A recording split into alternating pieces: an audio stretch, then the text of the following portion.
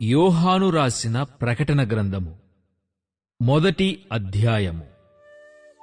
యేసుక్రీస్తు తన దాసులకు కనుపరచుటకు దేవుడాయనకు అనుగ్రహించిన ప్రత్యక్షత. ఈ సంగతులు త్వరలో సంభవింపనయ్యున్నవి.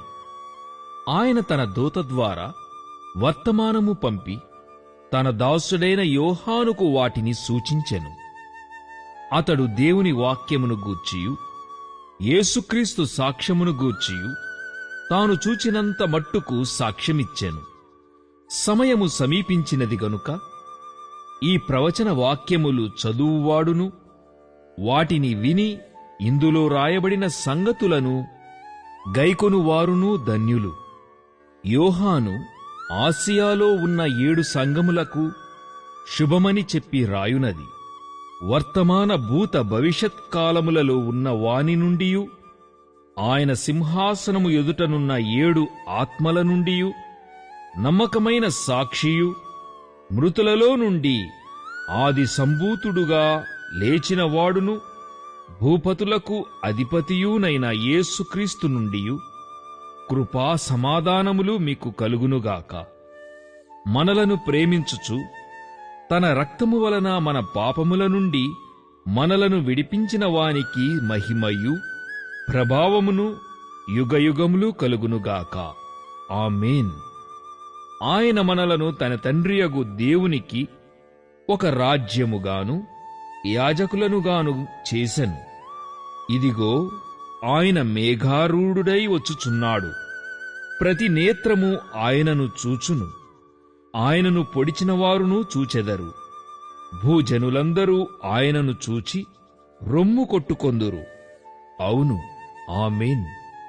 అల్ఫాయు ఒమేగాయు నేనే, వర్తమాన భూత భవిష్యత్కాలములలో ఉండువాడను నేనే అని సర్వాధికారియు దేవుడునగు ప్రభువు సెలవిచ్చుచున్నాడు.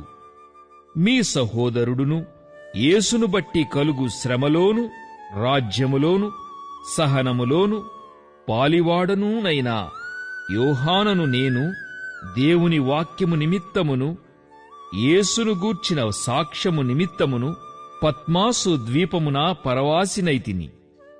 ప్రభువు దినమందు ఆత్మవశుడనై ఉండగా భూరధ్వని వంటి గొప్ప స్వరము నీవు చూచుచున్నది పుస్తకములో రాసి ఎఫెసు, స్ముర్నా, పెర్గేము, తుయత్తర, సార్దీసు, ఫిలదెల్ఫియా, లవోదికయ అను 7 సంఘములకు పంపుమని చెప్పుట నా వెనుక వింటిని. ఇది వినగా నాతో మాటలాడుచున్న స్వరమేమిటో అని చూడ తిరిగితిని. తిరుగగా 7 సువర్ణ దీపస్తంభములను, ఆ దీపస్తంభముల మధ్యను మనుష్య కుమారుని పోలిన ఒకనిని చూచితిని. ఆయన తన పాదముల మట్టునకు దిగుచున్న వస్త్రము ధరించుకొని రొమ్మునకు బంగారు దట్టి కట్టుకొని ఉండెను. ఆయన తలయు తల వెండ్రుకలును తెల్లని ఉన్నిని పోలినవై హిమమంత ధవళముగా ఉండెను. ఆయన నేత్రములు అగ్ని జ్వాలలవలే ఉండెను.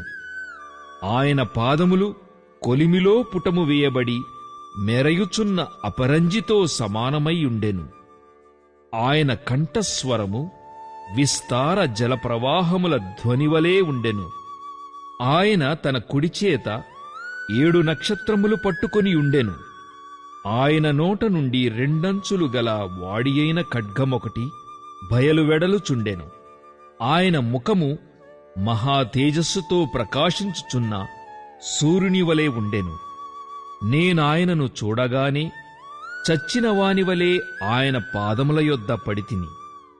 ఆయన తన కుడి చేతిని నా మీద ఉంచి నాతో ఇట్లనెను, భయపడకుము, నేను మొదటివాడను కడపటివాడను జీవించువాడను.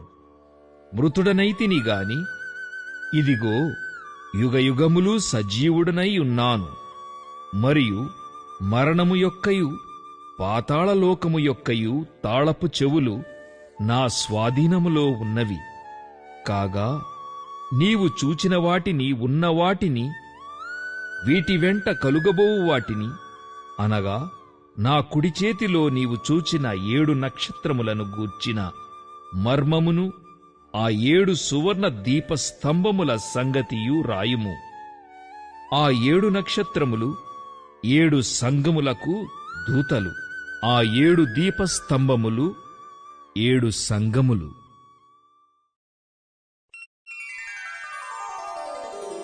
2వ అధ్యాయం.